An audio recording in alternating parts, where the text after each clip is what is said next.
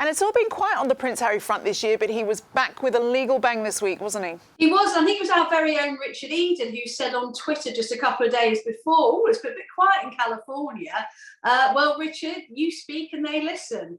And lo and behold, it emerged via a very good story in the Mail on Sunday, a couple of days later, that Harry is seeking a judicial review of the Home Office's, and I think it's really important to emphasise the Home Office's, not Buckingham Palace's, decision to take away his official police protection, when he and Meghan decided to quit as working royals and move to the US. And the nub of it is this, is that Harry says, well, he's happy to pay for adequate private security in the States. He doesn't feel that that would be appropriate or adequate enough when he and his family come back to the UK. So he is asking the courts to help him overturn the Home Office's decision. It's worth pointing out as well, he says that he will pay for it himself, but it's obviously another legal drama involving the Sussexes and another unwelcome situation for the royal family. What has been the reaction to this inside the family? Well, it's a really difficult situation for the royal family because we say it's actually not their decision. It is the Home Office who have to decide how taxpayers' money is spent. And it was quite a kind of cold reaction from the weekend. It was a bit like, look, this is a matter for the Home Offices and for the Sussexes and not one for us. But truthfully, I feel like the mood music is, even if it was a matter for them, that they really wouldn't be minded to help Harry in this, I have to say. Some people are speculating today and earlier on this week that it means we won't see Harry again until it's concluded, because he did say, or his unnamed spokesman said in a statement at the weekend, that he didn't feel that it was safe for him and his family to come back. That said, if I was a betting woman, I would still place a wager on him coming back, at least for the Duke of Edinburgh's memorial service in the spring. But I suspect he would come back without Meghan and the children, a bit like he did for his grandfather's funeral. I think it would be very odd if the Sussexes weren't represented there in some way. And Harry was very fond of his grandfather, and his grandfather was very fond of him. So that would be my betting. But I'm not sure we're going to see Meghan and the children anytime soon. A member of the royal family challenging the government in this way, that's pretty unusual, isn't it? It is. I mean, again, only kind of in the world of the Sussexes do we have a situation where the Queen's grandson is taking Her Majesty's government to court. So, it is unprecedented. And as I say, it's a very awkward situation for the Queen and Buckingham Palace. And we've also had the news about his and Meghan's business dealings. What did you make of those? Now, I'll be honest, I'm less excised about this than some, because, of course, let's face it, Harry and Meghan are no longer working royals. They're business people. And this is what business people do. They've set up, or their people have set up, a kind of complex network of 11 companies to channel their business dealings through in Delaware in the US, which is quite kind of notorious for allowing businesses a greater degree of privacy than you would get anywhere else. Well, I think what it is interesting about it is it does show the kind of the strength of their ambition. That this is what they are going to be doing now. They are very much business people with big ambitions to make big money. Let's bring in my panel now, and this week we have former Royal Protection Officer Ken Wharf, who guarded a young Harry as a child, and the Daily Mail's diary editor Richard Eden. Welcome to you both. Ken, I'm going to start with you. It's safe to say, isn't it, that Royal Protection is a bit of a step up from bodyguards for hire, isn't it? Well, I'd like to think so. It's not that I have anything anti about private security industry. There are some very good firms out there. I think the main thing here with Harry and Royal Protection, he would know just how professional they are, simply because he was raised with it. He was born into royalty protection, and you've given him all those good memories. Well, exactly, yeah. but equally he knows how it works. And I think this is the crux of his issue here, is that when and if he arrives here in the summer with Meghan and his children, he wants a sort of a safe transfer from wherever he lands into either Kensington Palace or his father, whatever.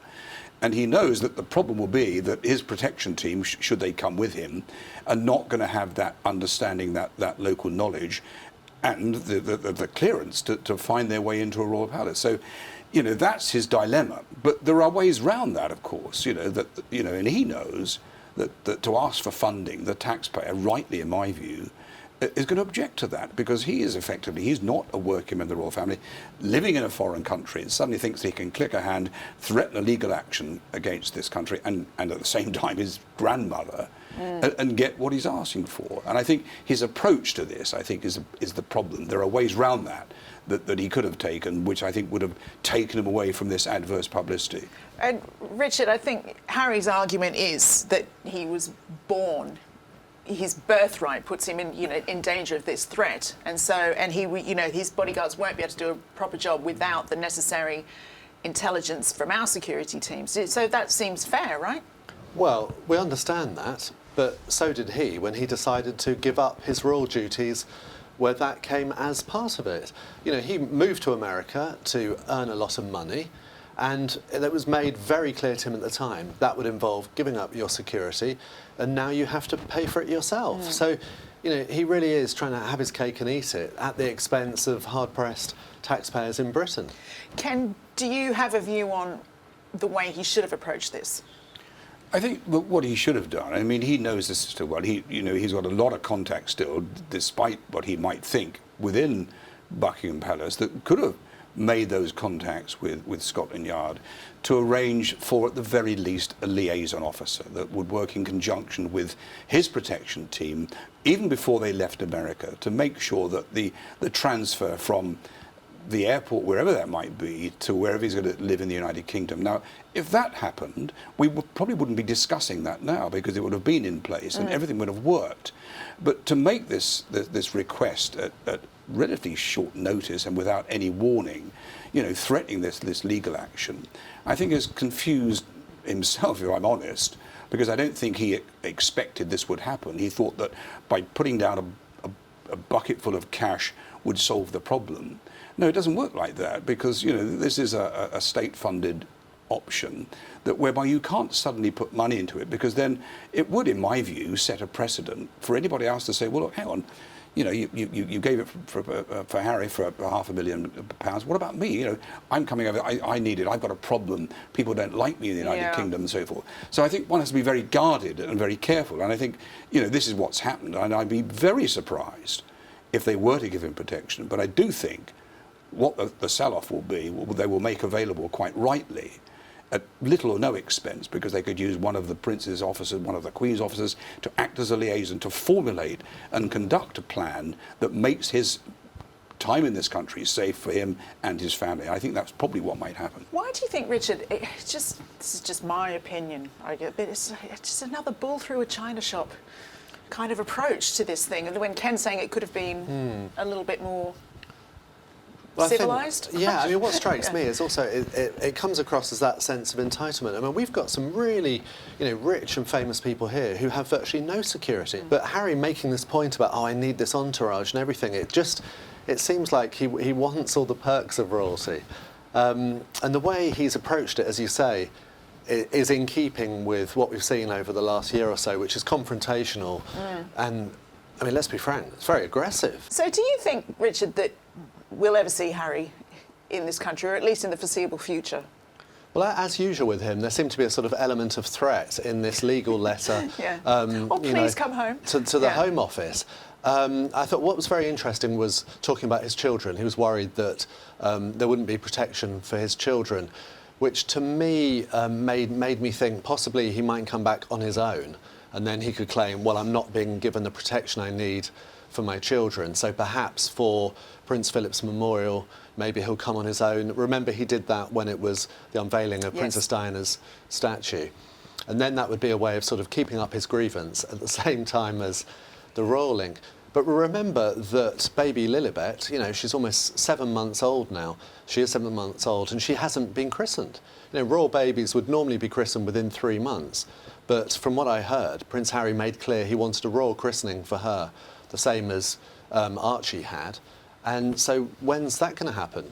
It's I Very don't know. interesting. Well, I think the fact that he's gone down this legal route to try and secure protection suggests to me that he's, I wouldn't use the word desperate, but there's a real reason for him to come to the United Kingdom. And I think he acknowledges that, following the death of his grandfather and the fact that, the Queen, 95, hopefully in good health, but perhaps maybe something that we don't know, that perhaps not in that great health, that this is the time really when he should sort of really stack up and come back, if only out of respect for her, but also for the fact that he has two children that the Queen hasn't seen effectively.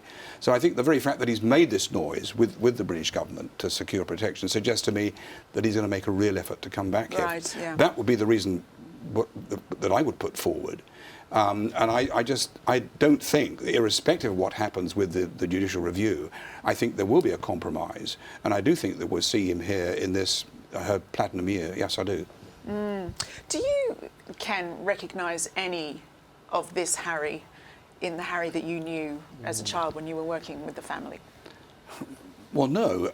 When I worked with him as a young boy, he was a great character. I mean, he was, the brother of William, and together they were an incredible double act. They lived in a very, privileged environment, but, they were fun, and credit to both their parents who, throughout their marriage experienced great difficulties, but never once did they, share those difficulties with their children. And their priority was, of course, was to give their kids the best time possible, which they did. And everyone, when Harry reached that moment in 2017, married Meghan Markle, a lady of mixed heritage, divorcee in America, everyone thought this is the turning point for royalty, and he was the most popular man on the planet. He was the, he was the king guy, and then suddenly this move to Canada, eventually now in California, suddenly has become, I wouldn't use the word the most hated royal, but his popularity has sunk, and that's going to hurt him. So I do see a different side to Harry. I mean, he is in a different ball game now. He's not carrying out his royal duties and with all the patronages he'd have and his military connections and the love that he had for the military. And now suddenly he's involving himself in business interests on the other side of the Atlantic. And so this is a different Harry altogether. He's become part of a money-making machine. But you also read a story this week about how Harry and Andrew are still causing a bit of a constitutional headache for our Queen. Oh my goodness, this story is so interesting. It's sort of, you read it, you think, really, can that be true? But the fact is, this is the established fact that Prince Andrew and Prince Harry are still 2 of the 4 councillors of state. Now, this is not some sort of esoteric thing that doesn't matter. What it means is that if the Queen can't carry out her duties, she's 95, if she becomes ill, she's in hospital, then someone carries them out on her behalf. The other 2 councillors of state are Prince Charles and Prince William, but say they were abroad for whatever reason. By law, it would be the next 2 adults in line to the throne, Andrew and Harry, who would be called upon. Oh dear. Well, this is unthinkable. So what I was told this week is the palace is thinking, what can we do about this? But unfortunately, it's in the law. So they would need to bring a new Act of Parliament in order to change things. I mean, I suspect they'll just try and fudge it by making sure that Charles and William are never out of the country at the same time. Right. Fascinating. But it's all a bit sort of nerve-wracking for the royal family. That is all we have time for in our YouTube version of the show. For more royal news, views and videos, head over to Mail Plus. The link is on your screen now.